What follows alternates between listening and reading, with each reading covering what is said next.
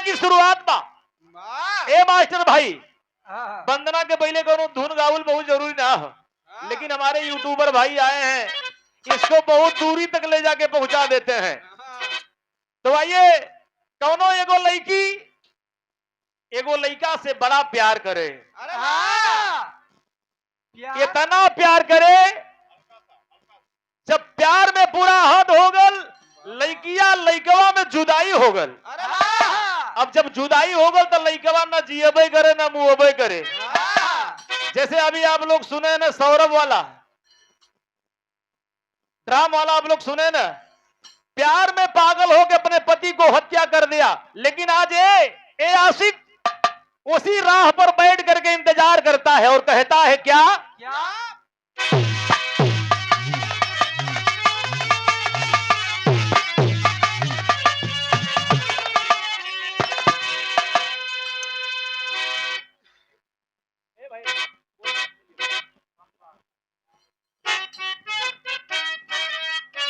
ओह, क्या बात है।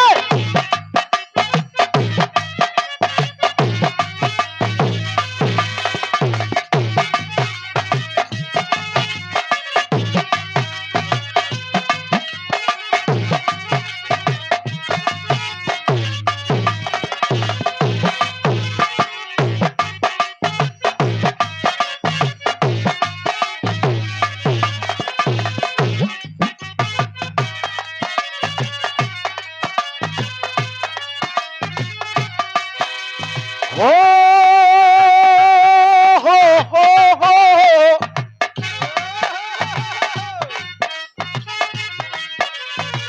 हो हो हो हो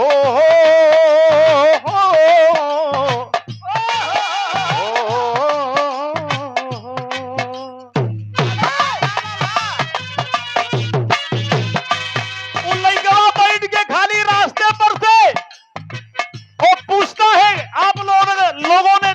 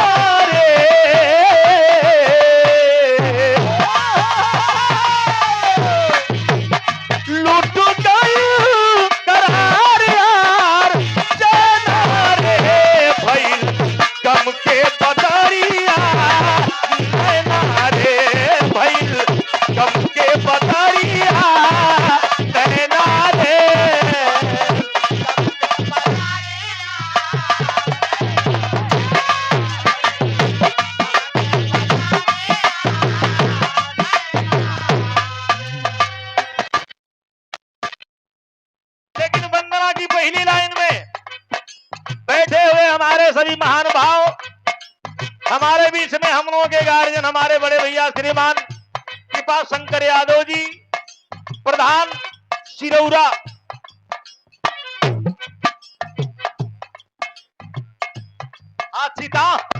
सॉरी ग्राम सभा चीताओं के आप ग्राम प्रधान हमारे बड़े भैया कृपा शंकर यादव जी। लेकिन वंदना की लाइन में बेटा कहता है वो मां बीड़ा वादनी से, कैसे?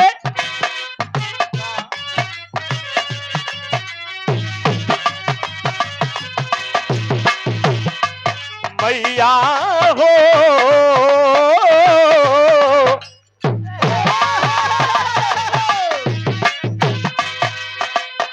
लगन लगा दिघलू,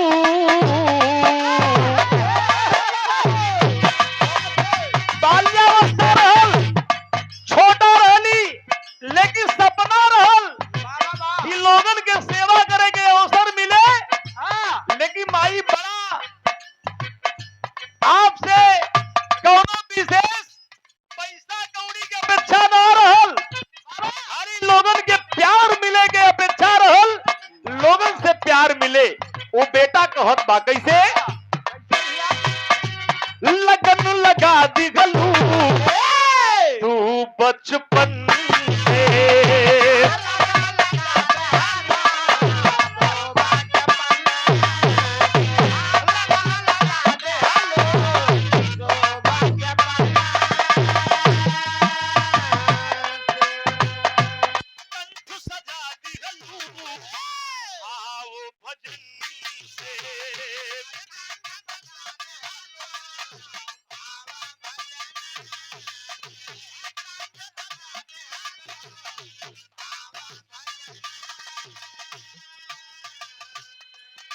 लगन लगा दिघलू तू बचपन से, कंठ सजा दिघलू भाव भजन से, जाने दुनिया बच्चन गवैया के,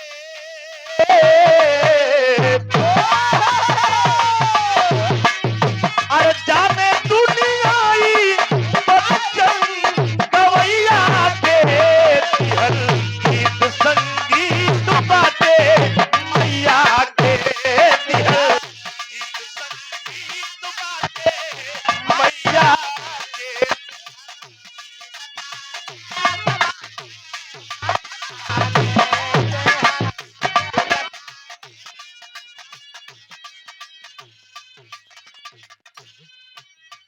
वंदना की पहली लाइन में बेटा वो मतारी से कहत बा, ए माई बड़ा इच्छा बड़ी, आप लोगन के कृपा रहल, लोगन के प्यार मिलल, लोगन के आशीर्वाद मिलल, हमन के जमीन से उठा के इतना ऊंचा मंच दे देलू। लेकिन बेटवा कहत बा कैसे?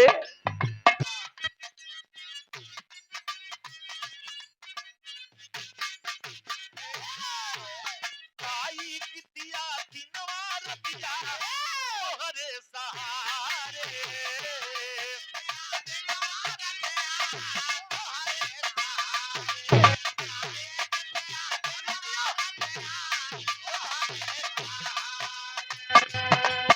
अरे बोझल नैया ए मोर मैया करेलू किनारे,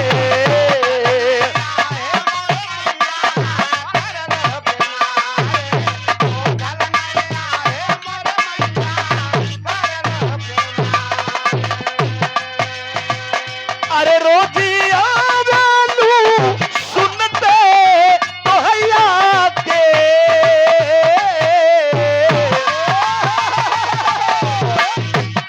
रोजिया आवेलू सुनते तोहैया के, गीत संगीत बाटे मैया के, गीत संगीत बाटे मैया के।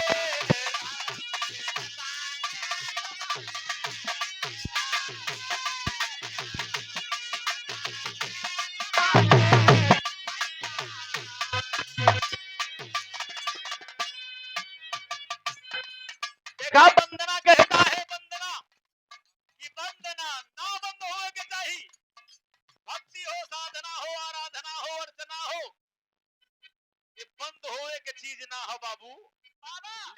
समय अभाव है।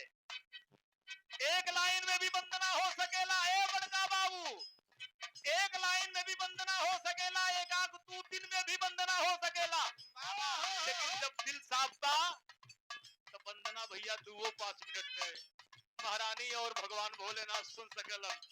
लेकिन हमारे गीत के आखिरी लाइन हो, खानदान का परिचय बेटा कौने डाली के फूल बा। ये देखें, बहुत प्यारा आशीर्वाद हमारे छोटे अनुज आदरणीय श्रीमान अर्जुन यादव जी, आपके कर कमलों गीत बाटे मैया के गीत बाटे